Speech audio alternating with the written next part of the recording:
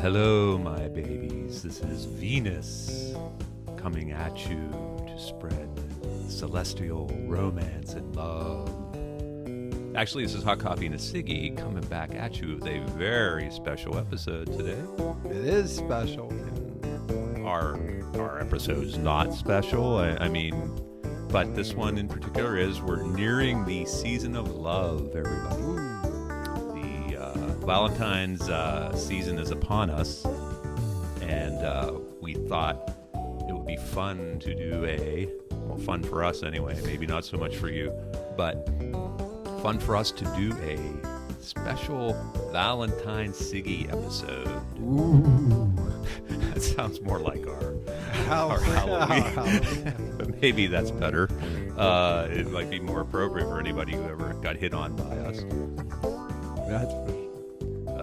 What we're going to do is try to go through our Siggy list, which is 700 artists and songs strong, give or take, and identify those Siggys that are romantic in nature, could be used to serenade your loved one or prospective loved one. Works for me. Anyway, it's a way for us to play on the season right now because we're in that little odd in-between time when the holidays die down, your New Year celebrations occur. And Hallmark ain't selling any cards. You're in the dead of winter. The romantic season is thrust upon everybody in what happens to coincidentally be the dead season of the year, when there's really nothing else but President's Day coming up between New Year's and essentially Easter. Other than the auto show. the auto shows and the world of wheels.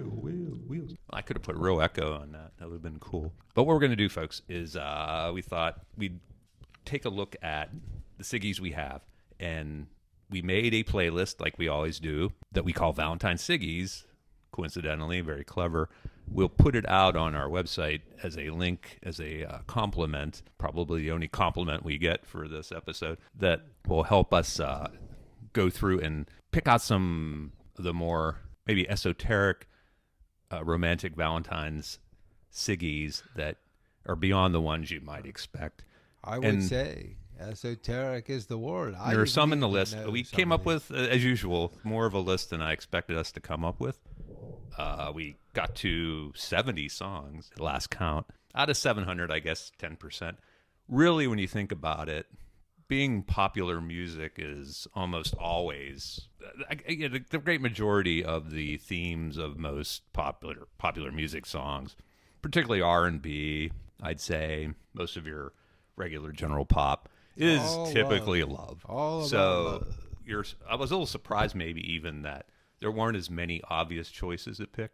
We were talking right before we started this session. It's like, well, gee, I'm surprised we didn't have more yacht rock, more of the yacht rock type groups represented. Yeah, like Christopher Cross. Yeah.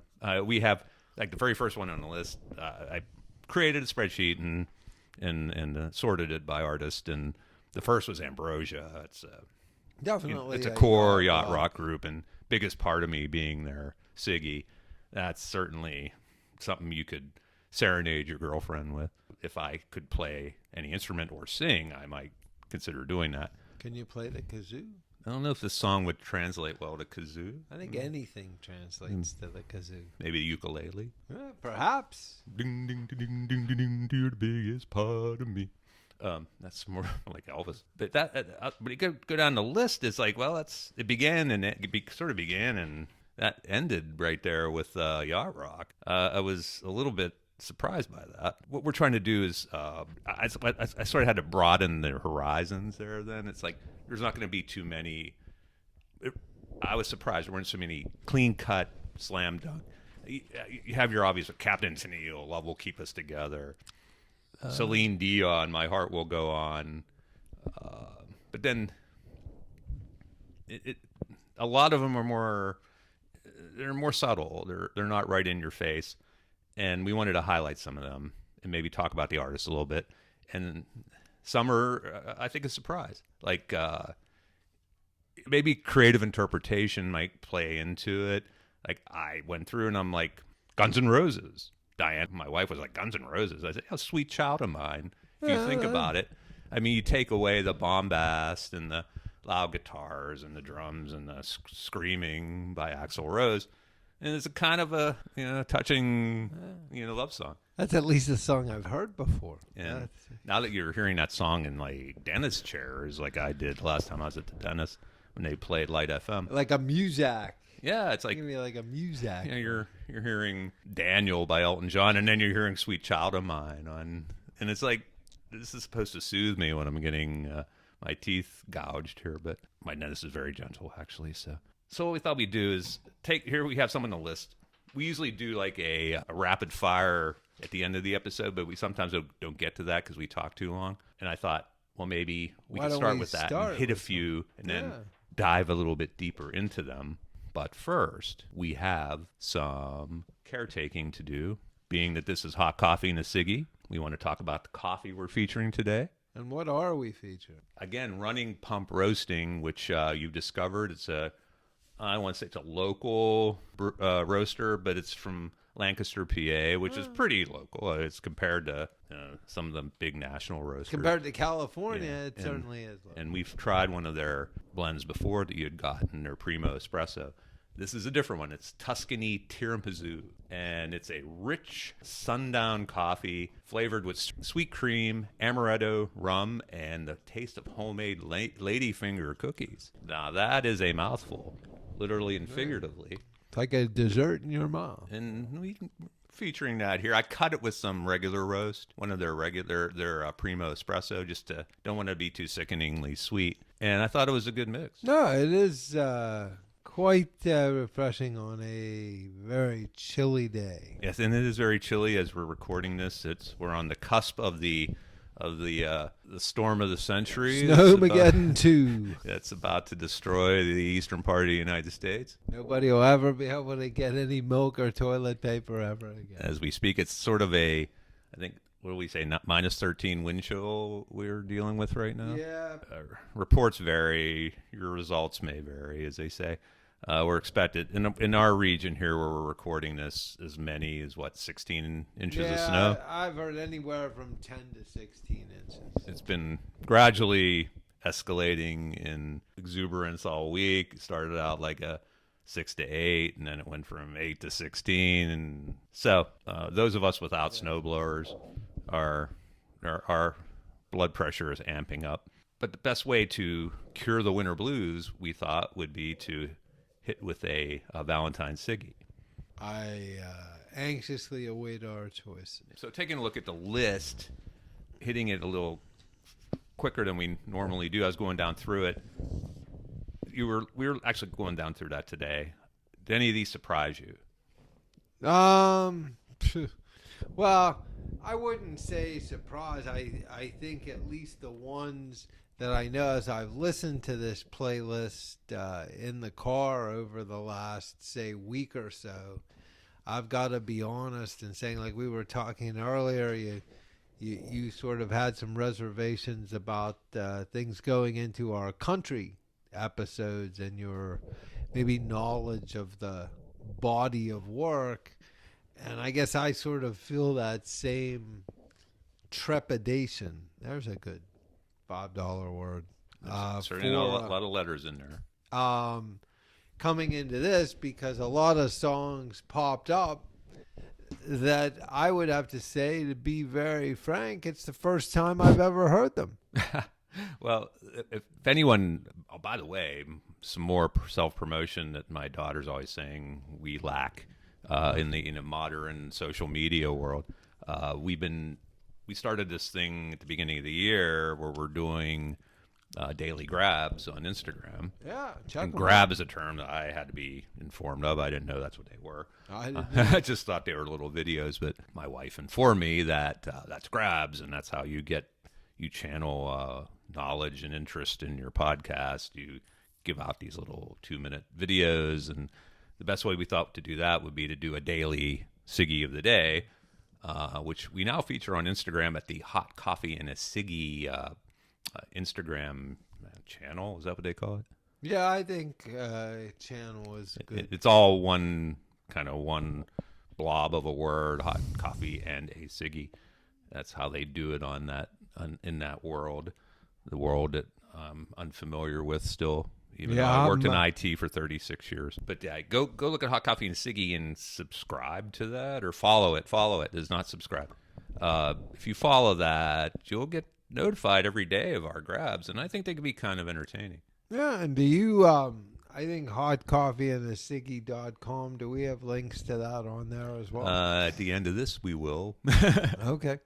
I have not put anything on there yet. I don't know if it was easy to necessarily link. The web world and the social media world don't always play nice sometimes. See that? I So, learned something there.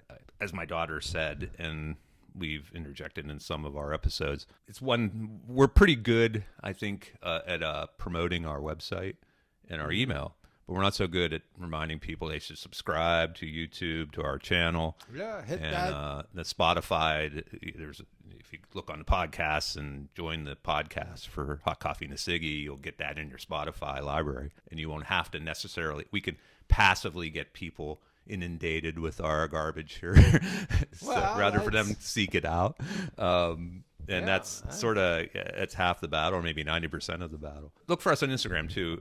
We've been doing daily grabs since the beginning of the year of featuring an artist and their Siggy in like a 2-minute spurt where you Yeah, a don't little have to sit something through. about the song, Yeah, about the about artist. the It's good. We more or less do that randomly, and there's some debate about how random we actually are at it. But we do have we make fun of what we call the Siggy random number generator. It's actually something I have on my PC that I run, and it produces a number, and I tie it to the number in our playlist. And more or less, we always do that. If we have a reason to go outside of that and feature an artist for no particular reason other than we want to, or maybe like the day of Elvis's birthday, we didn't run the generator. We just picked Elvis, and we haven't done that since for anybody else because I don't know anybody else's birthday. But I happened to hear on the news it was Elvis's birthday that day. Well, when Bing Crosby's birthday comes up, we'll get something going for him. I'd say and that's not like an example. And one reason we may have struggled a bit finding Valentine Siggy's among mainstream artists more than I thought we would is someone like Elvis. He had so many songs like "Love Me Tender," and you would think that could be an obvious Valentine, but that's not likely his Siggy. I know we've argued about this before. There's plenty of artists who've done romantic songs that you could, pick up and play for your girlfriend or wannabe girlfriend or wannabe significant other. And sure, every artist has them. Are they always a Siggy though of that artist? And not. There's a good number that are, but more that aren't. I think is the exception was more the rule this time. Well, I think there are just a few of these artists, and we were talking about that too. You were saying, yeah. I don't You were know saying that that you didn't always know a lot of these artists. And that's another thing we highlight in a couple of our grabs. We're trying to reach into all the genres, including newer music. And we played up a little bit of some of these really new, or having my daughter Caroline, who's part of our staff, do the grab for that. Or someone who's maybe a little newer, a little bit more. Who knows more? Actually knows who these people are. So like Ariana Grande, we've talked before about her, but also you're not really familiar with her too much. I'm only really familiar with her for a couple shows on Nickelodeon she was on that my daughter liked to watch, and also the Wicked franchise. But you heard her song. We pitched that her, at least we say anyway, her Siggy is a song called Into You, and that fits into this genre.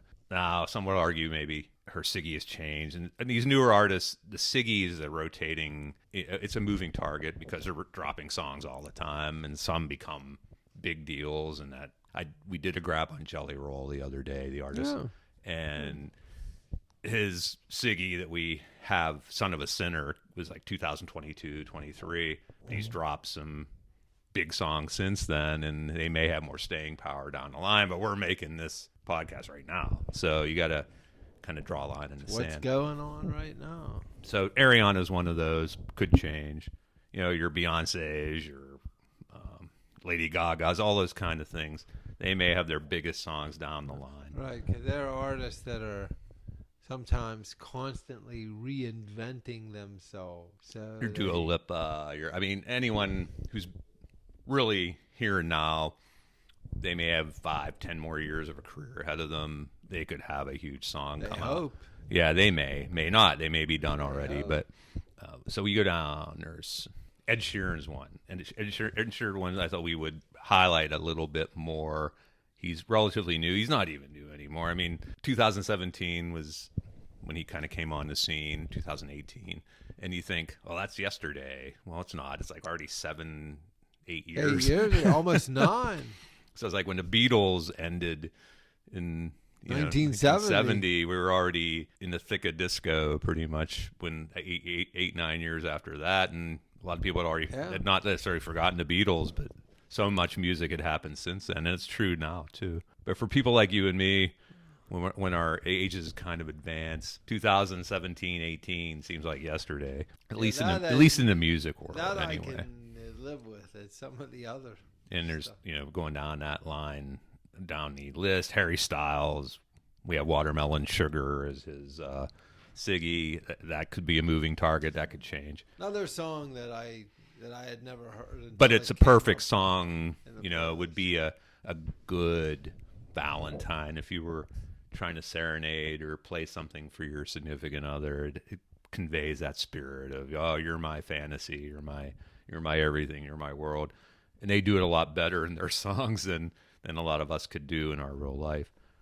At least when I was courting, anyway.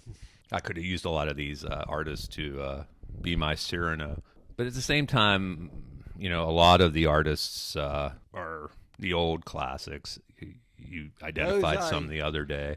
Those I recognize. I see some names on here like Benny King, Stand By Me, good one. Former Benny King, former lead singer of the Drifters. Yes. Before going out on a solo. And 2 here, Captain and Tennille Love Will Keep Us Together. And Neil Sedaka's Laughter in the Rain. And where the tie-in is that, of course, Neil Sedaka also wrote Love Will Keep Us Together, and I think may have performed it in his own concerts as well. And they were probably written around that same time frame, maybe like 75, 76, somewhere in there. Laughter in the Rain was his comeback song, and just another. Captain and Tennille had a few hits, I believe, but Love Will Keep Us Together was probably their biggest. The song they did about the muskrat doesn't seem to be in the running for this. Others relatively new, but there's still some. Like I said, Michael Bublé, his songs on here, Haven't Met You Yet. I thought that was a unique song as a Valentine type song, and that it's not. It's a song not about a specific person in his life. It's somebody he projects to be meeting in the future. It's a very optimistic song that I'm not with somebody right now, but I'm going to compose a love song to that person I haven't met yet. It gives hope to everybody, the lovelorn, right? Plus, when he did that, I want to say at that point in time, and that's been a couple years now that's been out. Quite a few, actually. Like I said. Like that was kind of a departure for Yes. him, because he was sort of leaning more into the standards, sort of more of that Frank Sinatra, that kind of material, and then came out with this, which is more like a straight pop song. Yep. Again, on our grab, we do a Michael Bublé feature a few days back. My wife Diane guest starred and did the grab for that, because she's a particular Michael Bublé fan. He's a special case where he's a standard singer, he's a holiday singer, and he has sort of branched off in recent years into his own pop stuff.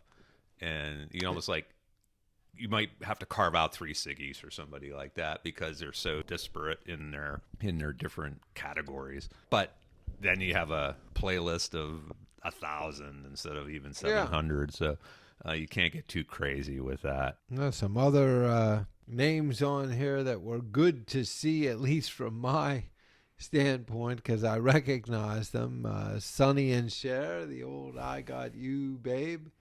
I remember it might have been on David Letterman or one of those shows where he got them back together. He was on, and then she came out or something, and then he tried to get them to sing this particular song, and she didn't want to do it initially, Yeah. but she did, She's and sort of they embarrassed into it. and they got back together on that. Always a good. I was like, always they played this up anyway that Sonny was a sad sack and Cher took off and left him dry. Meanwhile, he probably made all the money. They said though she has said this, I think, in interviews, that he really was the brains of the operation. I think he started out as a Phil Spector lackey, for want of a better term. Sort of working in the studio and learning about how to produce records and just about the music business in general. And then, of course, met up. I'm not quite sure how he and Cher hooked up, but I think he was just part of that California scene out there in the mid-'60s. And, went on to have a few big hits and probably an even bigger TV show, which was very popular in the early 70s. Yeah, I have distinct memories of a kid tuning in to watch that. We were pretty young when the first iteration of that show started. Probably 8 years old. Yeah, but that was a big show. It was big, and I'd watch it kind of like you probably like me. We were hostages of what our parents watched when we were that age. We had one TV in the house. Maybe you had a couple. I didn't get one in my own room until I was a teenager. When I was sick, my mother would wheel in this old black and white portable with the rabbit ears. And you're trying to get if we had one, we couldn't get anything. The bottom channels, like I can't remember if that's VHF or UHF, the bottom channel. That's you. The UHF. Still remember climbing up reluctantly. I'm afraid of heights. As a kid, I'd have to go up on the roof with my dad to reposition the TV antenna on occasion. Yeah, because some people had these boxes in their house, and you could do it like with the box, press a button and it would rotate. But if you didn't have that, you had to. I think we even had that, but it would disconnect, or the wind would blow and sort of knock over the aerial off the chimney or whatever. And he's like, "Let's get up there." And I'd be like, "Ugh." I hated that. It still gives me nightmares. Well, that's one thing about cable. It's very bad for the aerial business. and streaming is very bad for the cable business. Going back down through here, some of the artists I'm surprised aren't on here are your Billy Joel, for example. You'd think he'd be a natural. He wrote so many romantic songs. His biggest hit, kind of broke him, was a slow romantic song. Just the way you are, but it's not as Siggy, so it's not on this list. And we've discussed in other episodes, we talked about Fleetwood Mac, for example. Right. Their whole aura was romantic trysts and bickering and betrayals and breakups and divorce, and you kind of think in there you'd have some big romantic song here and there, but not really. Their Siggy's came down to a couple songs that really weren't about that at all. So you're surprised about that, and then then you see some on here that there's Siggy's of an artist you would never expect would be like a romantic song, even if it's like fast paced. Pete Townsend, for example. Pete Townsend, Let My Love Open the Door. I like that song. That's a great song, and it'd be a perfect song up for one of those cards when you open it up and it plays a tune, that has a little sound chip in it. That would be one that you'd almost expect. Let my love open the door. And it's like, but it's Pete Townsend. It's the guy who smashes guitars for the Who. Yeah. Yet his Siggy is like this sweet song, It just surprises. His music is surprising. And probably if you ask some of these people, did you know, I'm sure they do know, but they might not like it. It's like, is Pete Townsend happy? Would he necessarily be happy to know that that's probably the solo song he's known best for? And in the case He'd of probably some like, of those, oh, no way, mate. I think we've hit on this maybe before in previous episodes. Sometimes the signature song is not even one they wanted to record. It was maybe a toss off at the end. They recorded it in 15 minutes or one take or something, never thinking that it would end up amounting to anything because they weren't taking it seriously. And that turns out to be the song. and then they're kind of and then they're cursed stuck with with having it. to sing that as their encore forever and ever. Speaking of forever and ever, that would be the other hit of Rick Astley. We have his primary hit here, "Never Gonna Give You Up," and actually his other songs, "Forever Together," I think. But that's a guy. His whole career is based on a couple love songs that are basically Valentine type songs. But he's rode it to the max, man. Well, He's still out there performing. He's performed with rock groups. God bless you, man. You did a great job. You made a career in music, even if it's only on 2 songs. That's not too bad. Well, Jimmy Buffett did it on one, basically. In a sense. He had a lot more songs. He did, but Margaritaville was the start and the whole creation of the, almost like that lifestyle marketing or whatever you want to call that.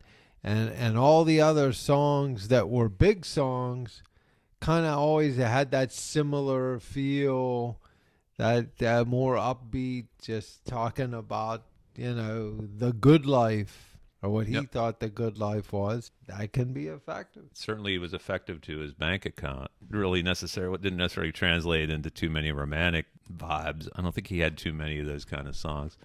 He didn't really need them, though. He was selling a different product. So as I went through there, I was like, okay, I do this more than once too. I don't want to overthink it too much. We come up with an idea. I create a playlist, and I run it past you, and you add some things. I add some as I go, but then I kind of go through it again, and I go through it again, and I expand and creatively interpret some things where I don't necessarily want to pick a song that's like extremely misogynistic or lustful, but in a sense, those songs can be. Well, they're going to be like that. They're going to be Valentine type songs too. That's basically saying, "Babe, baby, I want you." And that's a song we didn't. Was that a David Gates song? Baby, I'm a Yeah, he was a singer of Bread, right? Right. I do have Bread on here on the list. Make It With You by Bread, but I don't have David Gates. I don't even think I have David Gates in the main Siggy list. So we could even talk about him in the spin-off Siggy's signature. Yeah, probably solo song. I don't know if he had too many other solo songs, and that's the problem. But so that wasn't necessarily like Bread's "Make It With You" is not necessarily. It has a double entendre meaning to it, and a lot of pop songs do. It's like, hey, let's do it, but let's do it because we're in love, and that's their cop out there. To get somebody, if they get accused of, like I said, being misogynistic, they can say, no, it's about cultivating a beautiful relationship. It's like, well, first it's about something else, and we can get into that later with one of the other artists. Beautiful relationship. Yeah, but otherwise, like some of the ones that you go through at first, and they're obvious or slam dunks. Peter Cetera, "The Glory of Love." Yeah, it's almost like he and David Foster were like, how could we write a Valentine that's a song? And "Glory of Love" has that oozing all over it. He did have some other big solo songs, Peter Cetera, but that's probably his biggest. And that certainly made my wife melt when she heard it. When we were around that time, we were dating, and that came out. And the Karate Kid. Yeah, the Karate Kid. So it succeeded in its purpose, I think, very well. It also let him give the big. That was his big F you to Chicago, right? That he didn't need them, and in reality, he didn't, because I think after that. He enjoyed more success as a solo than Chicago did as a group. Yeah, if you charted their rise and their fall, you sort of have an X pattern where Chicago's dropped precipitously and Peter's went up, but then they both leveled out and they pretty much are not. Although, yeah, Chicago remained popular after he left the group, but from a chart success standpoint, well, that's they had their best chart it's success almost like when he was with the group. They reached their limit there, or points of diminishing returns for both of them if they stayed together. Probably they'd just be playing Vegas together, and not that that's necessarily a bad thing. I think artists get ripped for that. Like John Lennon used to rip Elvis because Elvis ended up in Vegas, and if John Lennon was still alive today, he might be playing a Vegas residency. Exactly Although right. Paul McCartney's never done that. Well, he never had to. Who knows what would have happened there actually? But Ringo might be up for it. Maybe. It goes beyond the Peter Cetera Honey Dripper type song, which I could have picked the Honey Drippers, I guess. Do you remember? But I don't think that's their Siggy. I think it's Good Rockin' at Midnight. So I didn't add them for that reason. If you disagree with any of this, by the way, I did. Oh, you mean our listeners? Yes. Oh, okay. We do have email, and I look at it, respond to it if we get any, and we've gotten maybe not too many, but I would respond to them if we got it, or on Instagram if you do a comment on one of our grabs. If it can be about something else we've said or done, and we'll respond to that. But some of like I said, it goes beyond just "On the Wings of Love" by Jeffrey Osborne. I mean that's another one. It's like I want to write something that would be lines in a greeting card on Valentine's Day. So that it's song's not, perfect for it. Congratulations. Congratulations. I did a rant on one of the captions of our grab where wholly think that Asia, Only Time Will Tell should have been our graduation song. And it was Congratulations by Jeffrey Osborne, which if anyone would read the lyrics of that song, they would never pick it to be anything. It's such a depressing song. Well, I guess it was just the title. Somebody grabbed the voting block of cheerleaders in our school, picked that, and we didn't have a chance. I don't recall being polled. I wasn't certainly wasn't doing any polling with the cheerleaders on that choice. Been waiting to use that joke for 35 years. Anyway, we have other songs like where it's not that strictly straight "I love you, baby" kind of song. You have more subtleties and double entendres, like I said, and it could be misogynist if you just look at it that way, if you're easily offended. But if you have a sense of humor, like Sam Hunt's Siggy's "Body Like a Back Road," and that sounds like a surface like, this creeps. It's another country guy who's talking about taking his girl out into bed with his pickup, and it's some of that, and it's sort of like that. But it's a clever song if you listen to the metaphors in there. He takes it to the limit as far as cleanliness, mixed body of listeners. If you could play it on a AM radio play out or something like that, but it works on that level, and it works on even on a romantic level. The guy loves his girlfriend and loves how she's shaped, and he wrote a kind of a Valentine to that, and it's his Siggy. Very proud of him. And you have a lot of that, like Smithereens, "A Girl Like You." It's one of those. It's their clear Siggy, and if you read the lyrics of it, it's very. You'd be like, oh, this could be in a Hallmark card. But when you hear the song "A Girl Like You," it's just like power chords and. And they're funny thing about the Smithereens, they're big Beatles fans. In totally, fact, I did buy that. I know they're like from New Jersey or something, maybe that area. And I bought. They did an album called "Meet the Smithereens," and it was basically Meet the Beatles. Yeah, and they did the songs, and they stayed pretty true, but they sort of put their own inflection on them. I thought it was very well done. So that's a group I actually know. Ironically, maybe not for their signature song, but they did a couple CDs of some Beatles. Speaking of the Beatles, we have Layla on here by Derek and the Dominoes, a.k.a. Eric Clapton. A.k.a. Patty Harrison. Yeah. That was his love letter to her. I think while she was ironically still married to George, and Eric and George were friends. They were good friends. Yeah. In fact, they probably pretty much stayed good friends too. In fact, I think there was a comment at one point when she ended up leaving him for Eric Clapton. His comment was something like, "Well, at least it's somebody I know." Yeah, those guys live different lives than most of us.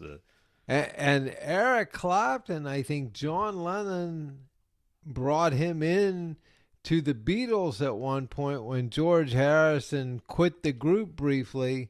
Yep. And was saying, well, we'll just replace him with Eric. Here, he's a better guitar player anyways. And that's the way they were thinking. I think George Harrison in the Beatles was like Ringo in the Beatles. never seemed like they were really doing anything all that clever or outstanding. But when you look back on it in retrospect, you're saying, well, you try to play that. And I'm like, how did they play this? You know, that's really, they were so good because they made it look easy. And it really, and people are finding it really wasn't. John said, like when Ringo briefly stepped out of the group, Yeah, he said, he well, wasn't even the best. He wasn't even the best drummer in the Beatles. That's buddies bragging on each other, but they say it to a reporter and it lives forever in infamy. When When they said the Beatles are more popular than Jesus Christ, and that got taken all out of context, I believe. Imagine all the stupid things you and I have said in our lives. If that was but we don't like have the stuff we say in this podcast. Luckily, nobody listens to this. We don't have microphones in front of our face all the time. People aren't following us around, and when you're in those spotlights, I guess anything you say, even though seemingly the most innocent thing, somebody's gonna try to twist it around, or they misquote you and they quote half of what you said, but they didn't quote the other half. Layla is an example of, it's a song that it doesn't actually make your ears melt with sickening sweetness, but it has the qualities of like a romantic Valentine song, but it also delivers the angst and the desperation of the singer and the author. And like Smithereens' song was like That Girl Like You, and the Knack, My Sharona. Some would look at this list and say, what are those doing on a list? Sweet Child of Mine on here. It's like, yes, I mean, love has two sides to it. You have the gentle, sweet side, and you have the desperation, the wanting, the longing, and it's kind of cool that music represents that on all sides. Well, typically the songs are maybe not the singer, like we were talking about this a little, not the singer's reflection, but the writer's reflection of where they are at that point in time in their life. And that's probably, relationships, failed relationships, successful relationships, whatever.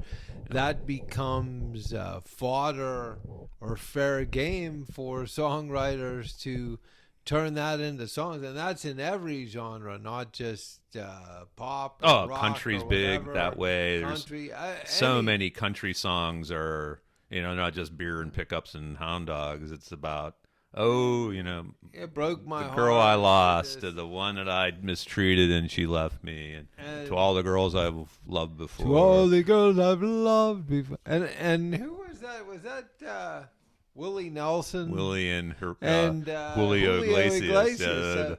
So there you go. It's got Talk like about the guy and, talk about the collab. And a sort of, I don't know if you would have called Julio Iglesias pop. I guess sort of that international, because Latin kind of. I think that was one of the few songs he did in English. Like he would sing usually in Spanish. So it. Let's see here. I was just looking at some of these.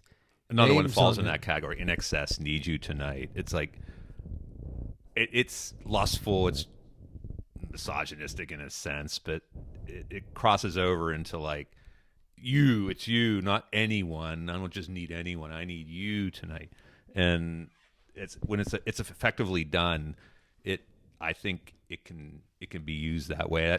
You go into the card shop and buy a Valentine, like I have to do for my wife sooner than later. You don't have to. You got that whole collection of types of cards where you have the one with in the script writing and the flowers on them, but you also have like the shoebox greeting funny cards. You got the funny ones, but you also have the ones that are kind of like high up, so your little kids can't get at them and read them. So you have all those sides, and the Valentine Siggies fall into all those too. Yeah, that is that is true. Some of these, you look at them, you wouldn't necessarily think they're love songs, but they are. A couple I heard like when I was coming down here today. That Level 42 song, Something About You. I remember that from the That's a fraternity favorite. We played that. MTV Yeah. days, yeah, the 80s. I always liked that. I didn't always like the song. So I always is good. REO Speedwagon Can't Fight This Feeling. Well, that's a slam dunk. That's another one. Another song that I hadn't heard in ages that came up on here was that Rick Ocasek, Emotion in Motion. That's one I was going to feature. My favorite group, of course, the Cars. Yeah. The Cars were not known for Valentine-ish type songs. They're more esoteric, cool pop rock. But this was a solo. This was Rick's a even solo more. He was song. Experimental. He'd use his solo career to kind of go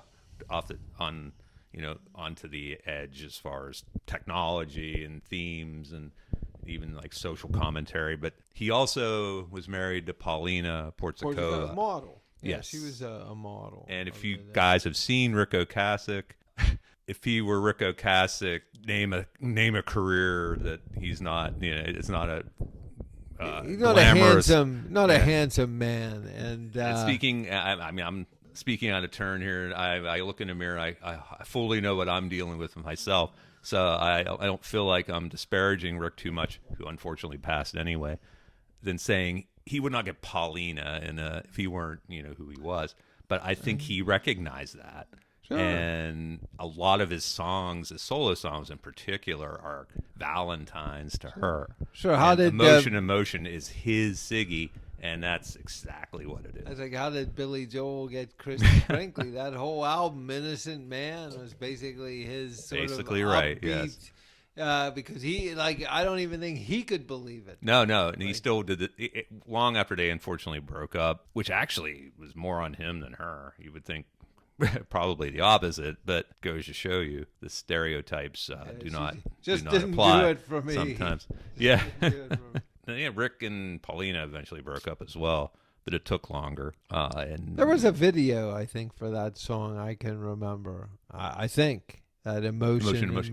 That's a good point. I don't know if I've ever seen a video for that. I think there was. I'll have to look that up. Was she in it? Did he drag her into that? No, that I don't remember. There were videos that she was in with the Cars, so I would have no doubt. But Rick, another song of his, which I really enjoy, is The Way You Look Tonight, which is not the one you think of, but he wrote a whole other song called that. And it's a beautiful song, and you're like, this is a guy from the Cars, dun, dun, dun, dun, dun, dun, dun. And then he had that whole range of emotion that he could convey. Emotion in Motion is one where it probably is the exception of that proves the rule for Rick, because almost all his other solo work that isn't that kind of a song, it's 98% something else. It's rock, it's experimental, it's tech. This was sort of just like a pop, almost like a positive, upbeat. It was almost like it was out of character, It's like commercial. We need a hit here, Rick. And I know some of that is probably true, but he was in that point in his career when he launched his solo stuff. They had FU money that they could play. Yeah, but these guys, their egos, they like that, and their managers and their they're getting the producers, pressure the record all the time. companies, they put pressure on them. Hey, we need a. There's a couple on here that are like that. Give me something that can sell. One of my favorite groups that is on the fringe that most people aren't familiar with is called Echo and the Bunnymen. Yeah, I've not heard of them, but they're in passing. Kind of a new wave, post-new wave, new wave romantic type group from the mid-'80s, early '80s, mid-'80s, and they had gone along. They have a number of songs that their first couple songs were so out there as far as the subject matter. One's about shearing sheep. Well, of course, that's a hit. But it was like, at that point in my life, I was into new wave, and I was like, yeah, that's so cool. They're very moody, eclectic music. They got the pressure too from their record company that by the time their fifth or sixth type album, which is in the mid to late '80s, I think '87. They were kind of given the pressure. We need a hit, boys. And they came up with the song that became, their standard. Their Siggy. It's called Lips Like Sugar. And it's almost more other artists love that song almost more than then fans love it. It's like Coldplay's favorite, like the guy from Coldplay. Well, see that? Yeah, I can't think of his name right now. Chris But Martin. Thank you. Hey, wow, I got one there. But like Coldplay features that, and he's like, "This is my favorite song. I love this song. This is the greatest song ever," or something like that. Yeah, even sometimes probably the artist doesn't think And it's like one exactly they right. off in like 15 minutes or whatever, and said, yeah, we need one more here. But this was an example where they came to him and said, "You need to be more commercial," and they hated that. They didn't want to be that way. Ian McCullough was the guy who wrote this, wrote most of it, I suppose. He wrote the lyrics anyway, and they interviewed him after this, and every time he's like, "I hate this song. It's too commercial for us. It's too, it's too sickeningly sweet." Playing it, but you have to play it. You usually have to encore with it. That's right. It's like he's like, we have our that song changed everything for us. It's like we had these small core of fans that they loved our stuff. They wanted it.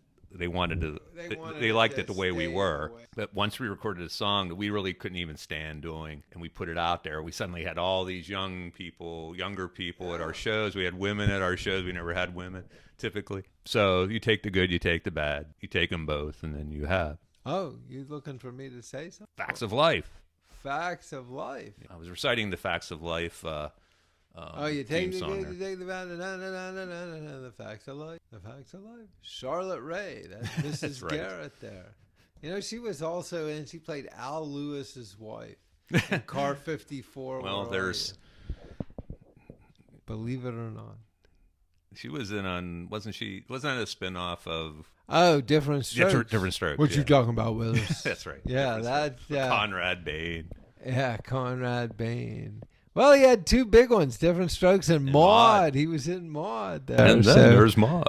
I mean, not too many folks. Being one big show is something, but to be in two big shows, that's another. Kind of going down through, maybe putting a little depth behind some of these songs that had some meaning to us. It's like one I saw as I was going through here, a big song, again, as a new wave fan of the 80s. It spoke to me, sometimes not in a happy way, but True by Spandau Ballet. Now, I was a Spandau Ballet fan, similar vein, actually, as Echo No Bunny Men, or not so much The Cure, but along those lines, is like they were on the fringe here in the U.S., maybe a little like Squeeze, too, who you did a grab for. I think even Squeeze might have had more popularity than they did, maybe. Spandau Ballet was one of those experimental, more techno, not so much techno, but electronic.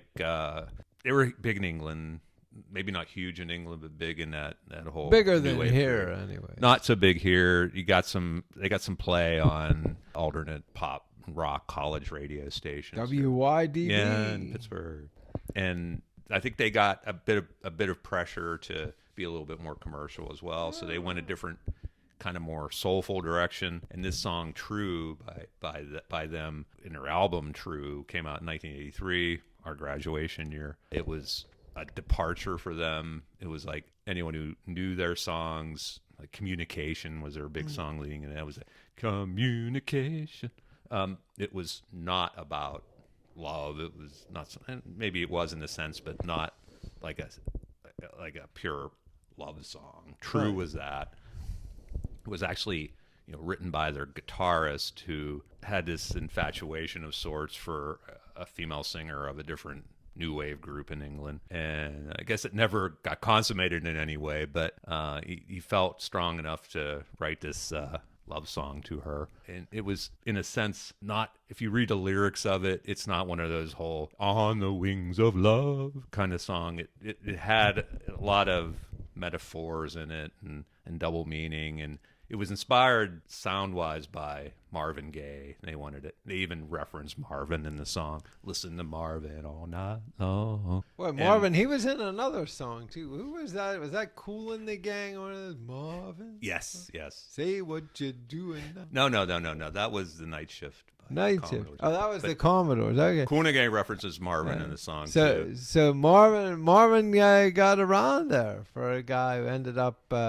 Yeah, killing his the Kool and the dad. Gang song they reference Marvin as "You Can Have It," and it's a great song. That would be a Valentine song if it were their Siggy, but it's not because Celebration is their Siggy.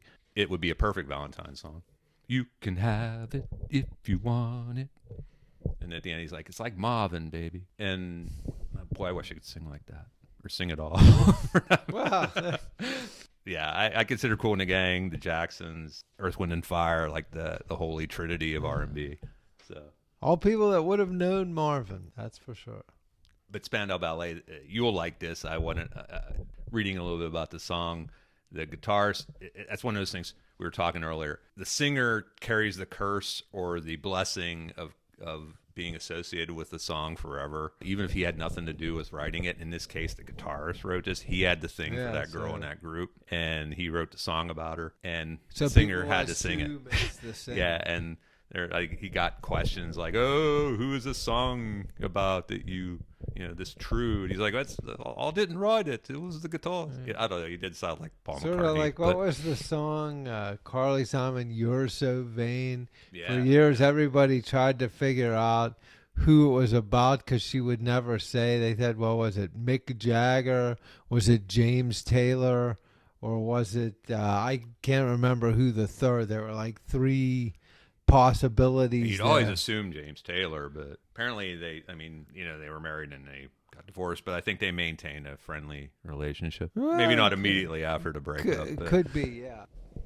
so I think, it's always been assumed. I think it's Mick Jagger. Maybe he likes being that. He liked the thought that he was assumed to be that. But I don't know if she ever admitted. Like, she keeps that mystery going. I don't think she's ever really said. No, that's clearly a Siggy, and that's in the case at the anti Valentine Siggy. We could have done a whole episode on that. It's like just like the Police, "Every Breath You Take." That it sounds so lush and it sounds like so romantic in the chorus of it, but then you read the whole story of the lyrics, and it's totally not that. It's obsession, and it's jealousy and lack of trust, and how I'm gonna stalk you essentially. And Sting admits that, and he's like, when people come up and tell him that "Every Breath You Take" was their wedding song, he said he's appalled by that. Oh, I don't even like that song. What are you talking about, mate? I finished a book recently about the Police, and I'll lend it to you if you're interested in reading it. Or even you can have it. You can have it for that matter. But it's an interesting read. It takes the perspective of all three of them, and how people from the outside looking in almost looked at the Police like Sting and his backup group. And it was actually started by the drummer, Stuart Copeland, the group. Right. And he was always pissed off that they always associate the group as Sting's group. And he and Sting maintained this clash all because of that. I've seen some interviews where he'll be like, that is Stuart Copeland. Well, Sting isn't easy to work with. Or he'll admit that too. He's very much a perfectionist, and he wants to do like take after take and all that. So that had nothing to do with this, of course. But the anti-Valentine Siggy might be even more interesting than it's like the songs that someone's known for that are songs about bitter relationships, and a lot of that in country music, probably more than that's pop. True. But you got your share of that in pop too. But Spandau Ballet, another thing that is interesting about that is that as a Beatles fan, you'll appreciate that around that time, I think there was a sort of an anti-Beatles sentiment among especially British musicians, especially in punk. They wanted to, I don't want to, get away from the Beatles. We're sick of that. Well, and these guys weren't punk, but they were kind of post-punk, the new wave period. Right. But they maintain healthy respect for the Beatles. And interviewing the guitarist, he said he was inspired by the Beatles' "Dig a Pony." Yeah, and he took that kind of riff from that, and he built on it. It had nothing to do with, I don't think the lyric inspired him, but dig a pony. Yeah. So, but see, I the thought that was Beatles interesting. would have, and I think the Beatles probably liked new wave. On some level, they were appreciators, I think, of a lot of different kinds of music as well. So, they would have liked a lot of this stuff. I guess I bring up that song in that it's played so much and that's really all you ever hear Spandau Ballet in that Yeah, I would in America say anyway. so too. And like I said, they had a bunch of songs that were very cool. If you like new wave, and then this one came out. It strikes a little home because it got played a lot in our graduation year in high school, in dances and all night parties and things like that. Unfortunately, I had nobody to dance with for it, but we had friends who did, and they had girlfriends, and they would dance to this song. Then it got a lot of play for many years. It still does on, you'll get your 80s on 8, and you'll hear your standard Hall & Oates stuff. You'll hear your whomever of the 80s. Yeah. Then you'll hear True by Spandau Ballet. Also, that no Hall & Oates love song on there. Now, Hall & Oates was the big. Maneaters, arguably, they're Siggy. That's another one. It's almost like it's a very lush song, but it has menacing qualities. So I wouldn't even go with Maneater as their Siggy. What do you think it is? You've lost that love and feeling. Well, that's not even their song. but they did a version. They did a song. That either was as popular or maybe eclipsed the original version. I'm not going to doubt that. In popularity. In fact, I'll say I think it's better than the original. I really enjoyed that song. However, they have some Sarah Smile, She's Gone, Private Eyes. I'm just trying to give you a few now. Hold on. Yeah, and that's certainly a valid one. I believe. I think I'll say this about You've Lost That Love and Feeling by them. They were kind of on an ebb. They were out of it. Like they're one of those groups. They're on the edge of yacht rock.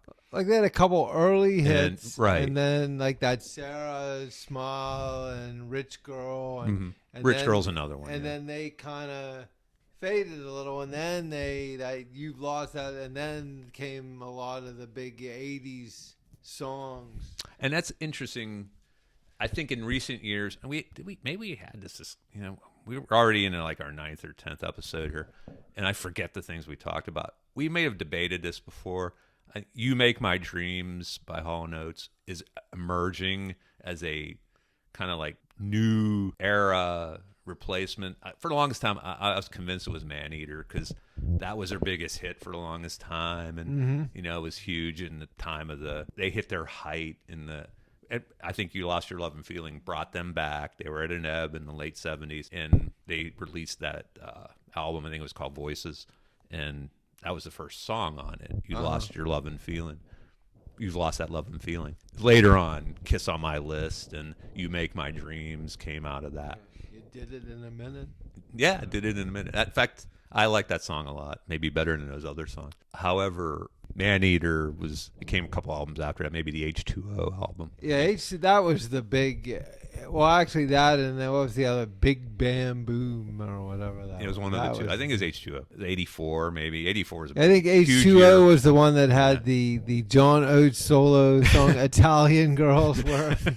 Well, he always got one like Ringo, right? And it's just like Sting. He would give. Although he would give one of the other two guys in the Police a song. He didn't have a bad voice. No. Just wasn't. Maybe just wasn't. I think doesn't he start out? You Lost That Love and Feeling. Yeah, he does. Song? I mean, the guy can sing. He's not a non-singer. It was the Righteous Brothers, right? That's in fact, the song, interesting background there as we digress, as we often do. Yeah, we're into over an hour here again. The song was written by, it was Barry Mann and Cynthia Weil, one of the Brill Building songwriting teams with Goffin and King. And the song was written, it was going to be a solo song for Barry Mann to sing. He was trying to make it as a singer instead of just a songwriter. And I guess Phil Spector or somebody had heard the song and said, this is for the Righteous Brothers. This is a great song. Nah.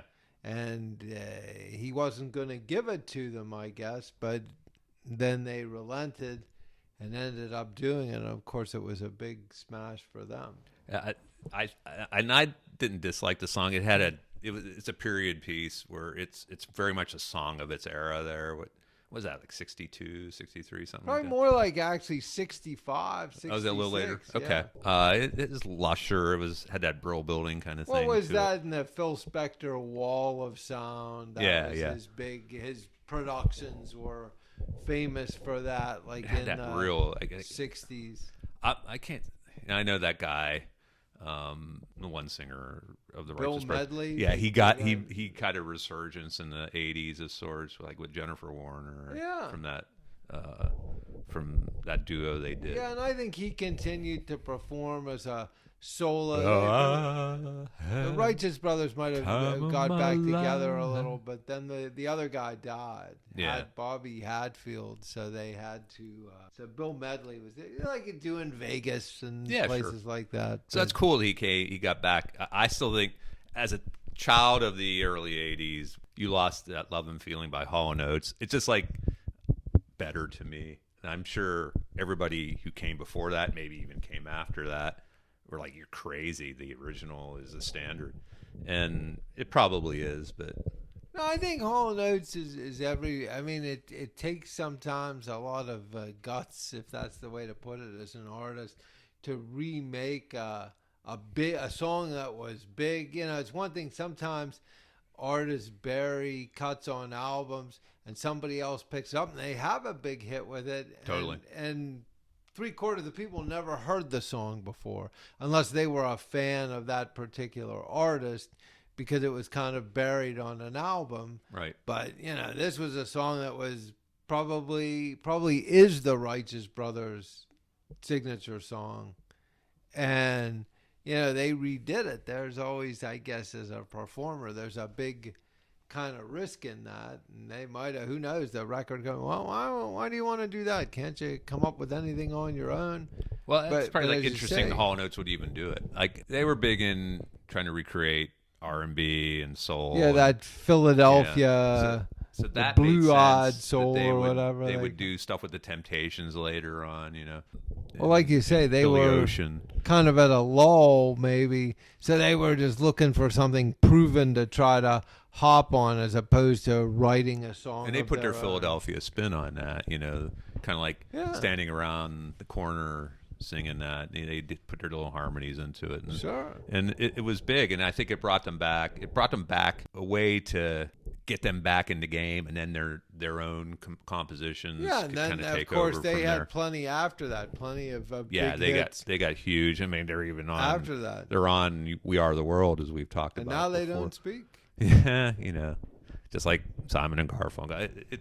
No, Simon and Garfunkel. I saw something. They go. Back They go. to They've had these things something before. I about think. That was one reason we're in an hour and 12 minutes is we didn't. I didn't expect us to talk about Hall & Oates at all, but we've given like a good We 10 did. minutes on them. That's okay.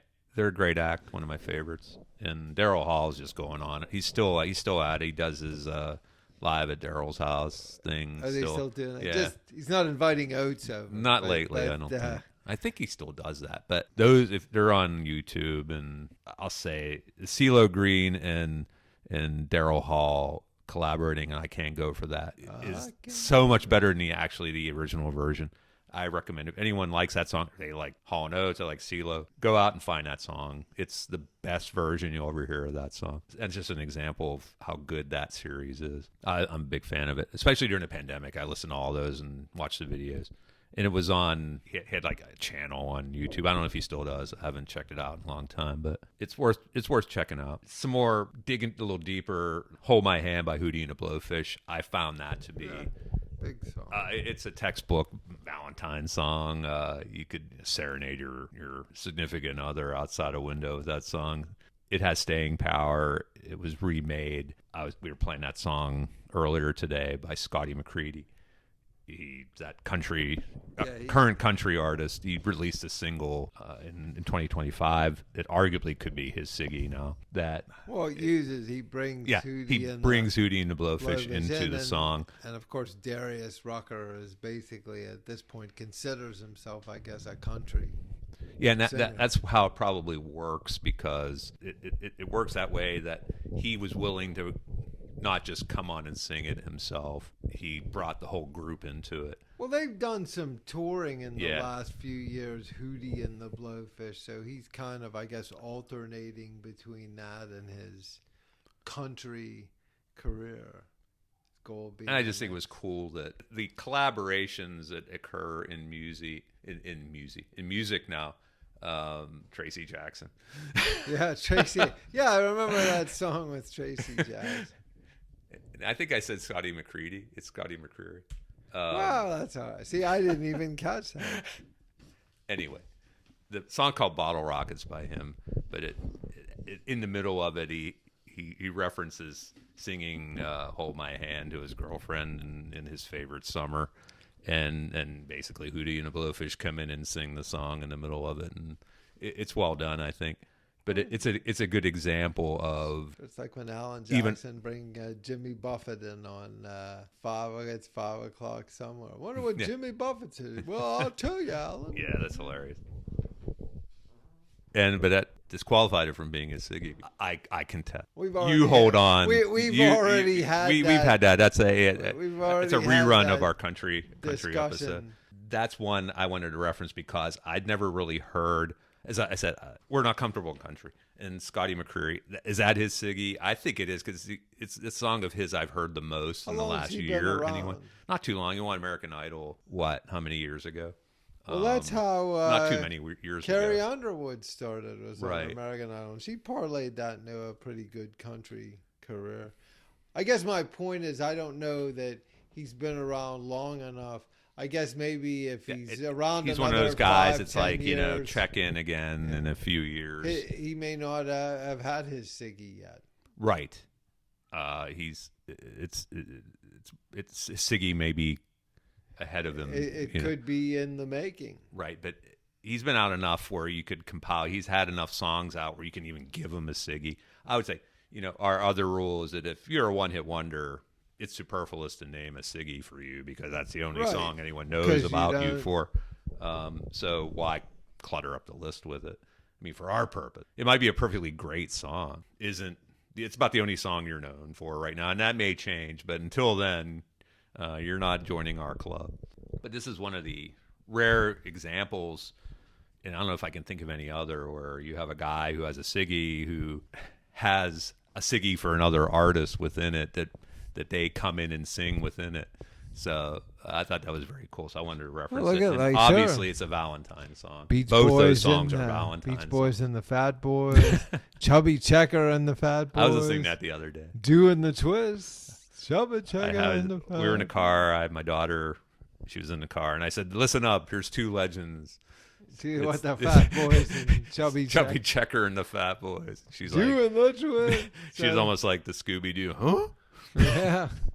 I said, she's like, were they really called the Fat Boys? I said, yes, they proudly build themselves like as the Fat Boys. Yes. I think some of them have met their maker, unfortunately, because of that lifestyle. But it's comical.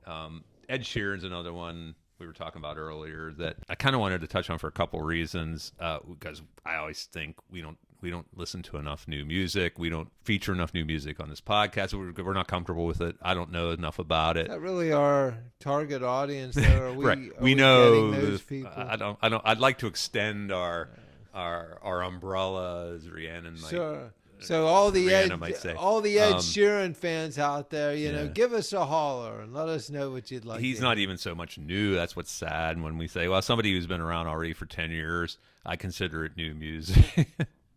And he's like from the 2010s, and we're already 2026. But yeah, he's still big. He's still significantly big, I think.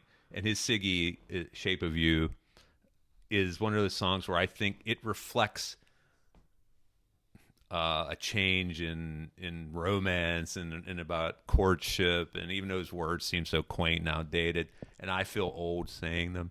But your songs like "On the Wings of Love," that's it's like, oh baby, I love you, you're my everything. I met you, we dated, and I romanced you, and then we're at this period where I'm doing this song. Now I'm on the wings of love. Yeah, and this. If you really like, I'm into looking at lyrics of songs and trying to find hypocrisy in them. Maybe it's a dark side of me, but the song, I've heard "Shape of You" now for a good 10 years. I thought it was a good song. Of new songs, I'd put it up there. I think the guy's very talented. He sings in a lot of different styles, and he sort of straddles kind of like blue-eyed soul and pop and rock, and Yeah, he's collaborated with Taylor Swift, things like that. So he's pretty much, if there's anyone's a giant right now in music in the last 10 years, he's one of them, I'd say. And this song, Shape of You, is a song that, as I going through and picking Valentine, Siggy's, and I'm like, oh, Shape of You, it's a great song. It's a little misogynistic, probably. It's it's a double entendre of loving your body, basically, and loving the person. And you read about it. He chronicles his relationship with this one girl he's singing about. Is like basically, well, I don't go to clubs to pick up women because it's too impersonal. So I go to bars. It's more personal that way. And it's very like sound philosophy. It's like almost like, okay, do you take roofies with you when you go to this bar to pick up these girls? I mean, I'm just being an old guy here, and I think that's how things are now. It's more casual, and he has like a two-way conversation kind of in the song, the guy and the girl, and they're both basically saying the same things. It's like we got into each other because we were hot for each other, and we just wanted to do the grind together. And now we're falling in, a little bit more deeper. And it's like it started one way and it ended up the other way. And it's almost like flip-flop of how things went. Even back, you said it yourself to somebody earlier today.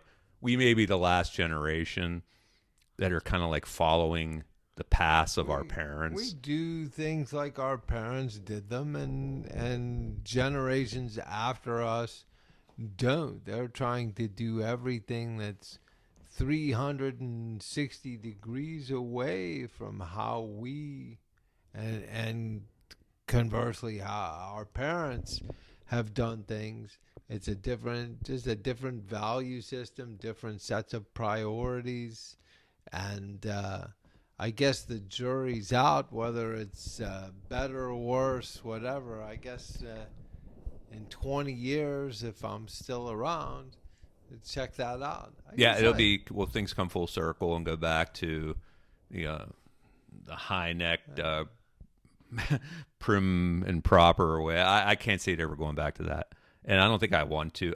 There was plenty of frustrations going around when we were young, trying to get it on with our target mates and stuff like that. Far be it from me from criticizing Ed Sheeran, glamorizing. He's with this girl he picked up at a bar and hooking up with her, and now he's actually into her. It started off with lust and it turned into love. It's become a 180 from what we were used to doing, and far be it from me. There's certainly examples where people got together and they had a hot night together, and then they ended up seeing each other afterward. But typically the stereotype is one night stands, never went anywhere. You couldn't give out if you're a woman. You couldn't give it out on the first date. He'll never call you back. Some guys couldn't. They give it out until you were going to get married. Yeah, I mean that's how crazy things used to be. I don't even say it's crazy, but that's how extreme they were. The rules of society back then. They had loosened up a bit by the time we were in school. Unfortunately, not for me typically, but for better qualified people. But as I heard this song now and kind of called up the lyrics, and I'm like, wow, it's kind of creeping out a little bit, maybe. But that's because I realize it's because I'm old. I'm older now. I have different morals, different ethics that I convey upon a situation. And it's different. I think young people, they're first, like you said, they have their priorities. I'm not going to say they're out of whack. They're just different than us. Yes. We're out for a good time, and it's fine. In fact, anyone who makes it too serious than that, you're probably going to turn off somebody else. You know? Well, and in this situation, that's how it was. And he's chronicling it and very effectively. And it was a huge hit. And it's still a big hit. It's still a song you hear of his all the time. It's not like anyone was icked out by it. One thing that was kind of cool in the song, that when he was in a course of wanting to find this girl that he found was so hot, and he wanted to get going with her, he put Van Morrison on the jukebox in the bar where he was, and he didn't reference exactly the song. No, but he referenced Van Morrison. And for all intents and purposes, you probably have to assume it's one of only a couple Van Morrison songs, and there's some are deeply romantic songs of Van Morrison, contemplative songs, but by far his big song is Brown Eyed Girl. And if you're in a bar and you're probably going to play a song of Van Morrison, I can't imagine it's going to be anything other than Brown Eyed Girl. Moondance, yeah. Crazy Love is another one, and that certainly would apply if you were hitting on a girl, but you wouldn't be likely playing that in a bar. So my thought was, Tupelo Honey is another one. By far, though, Siggy's Brown Eyed Girl. I think it's hard to argue that. And he probably played a Hawaii 5-0 thing. Brown Eyed Girl is when Ed Sheeran references Van in Shape of You. My mind went to Brown Eyed Girl. Maybe again I'm old. Maybe it would be a different song. But Into the Mystics, another one is. I don't think you'd hear in a bar. Maybe. No. So Van Morrison had a ton of songs, but Brown Eyed Girl, typically one you might hear in a bar. And if you're gonna dance, especially that, I don't know as much about. Yeah. Other groups for him, Them, The Wheels, Caledonia Soul Orchestra. Can't forget them. Later, yeah. Them was like before. Some of the trivia I'd heard about Brown Eyed Girl, both lately and I'd known in the past, is that was a song from the mid-'60s, of course. He began to write and performed it in 1967 or 68, I think. Recorded that, I should say. And the working title he wrote that song was called not Brown Eyed Girl, but Brown Skin Girl. Brown Skin Girl. Yes. And that even today would have some connotations and some risk involved in trying to pursue that. I'm not saying it's right that it should, but it certainly would. There would still be, some shock value to it, sure. Maybe an intent to have shock value to it. I'm not saying he had that intent back then. And some were saying, well, maybe it's autobiographical. He might have had a relationship with someone of an alternate skin type than him. And certainly fine. But back then, it certainly was not fine to record companies and radio stations to convey that. Was you didn't want to take a chance of offending a sponsor. Exactly. Not so much that you cared about the public, the record buyer. You didn't want to offend the sponsor because that was what kept John on the air. It's a business, that's for sure. And he couldn't. I think he realized. I don't think anybody had to tell him. I think he recorded it and submitted it, and they said, "Get the hell out of here with that." I think he realized he couldn't pursue that, so he changed it to Brown Eyed Girl. Yeah, it's an anthem of youth and first love and looking back on happy times and just like the recipe for your classic pop song. But even the thing that ties it back to Ed Sheeran, I'll say, is that it had its salubrious moments in it. Now, is that a $5 word, or did I use it wrong? No, that's good. That might actually be like a $6.50 word. Thank you. I hope I used it right. That's pretty good. I think I saw it on the back of a soup can. See, I couldn't even tell you whether you used it right. That's how dumb I am. But that's. But after he fretted about recording the song as Brown Skin Girl, it ended up the song originally got banned in many, both England and America, in many stations because he references making love in the green grass. Wow. And in the 60s... Well, that was a tough time, like in the mid-60s, right. Like the Bible Belt people and everything. That was... America was a very...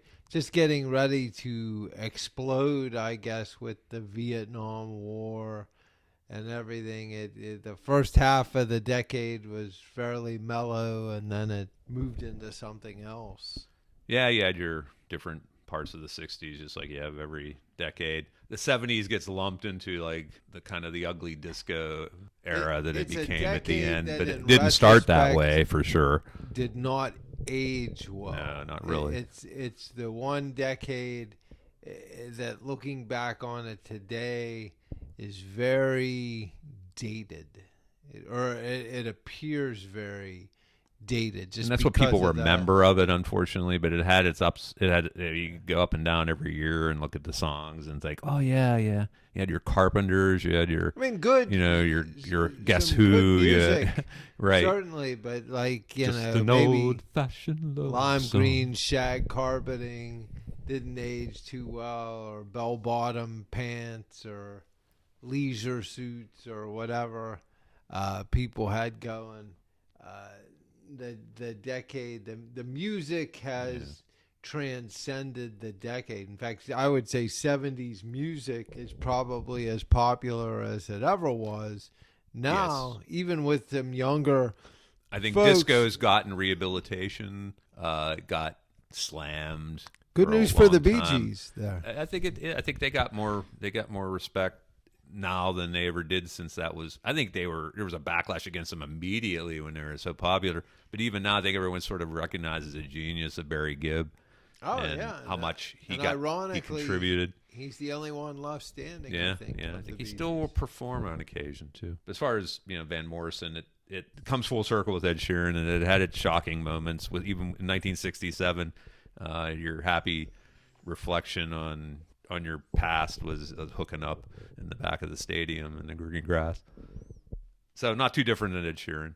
And that, I'm going to say, is wrapping up our episode. And I always end up this way saying, can we even fill 20 minutes? And next thing you know, they're turning out the lights in the bar. The party's over. We thank you for tuning into our Valentine's Siggy episode.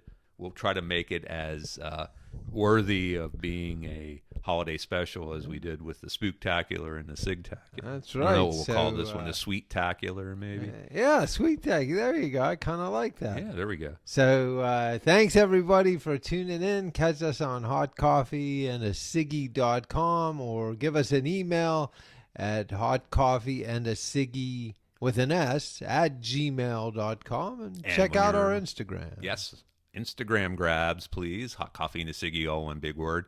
And subscribe on YouTube and on the Spotify on podcasts. Search for Hot Coffee and a Siggy, and you will get notified of new podcast episodes. That's right. We need the money. We need to start making money. Happy Valentine's Day, everybody, and thanks Happy for listening. Valentine's Day.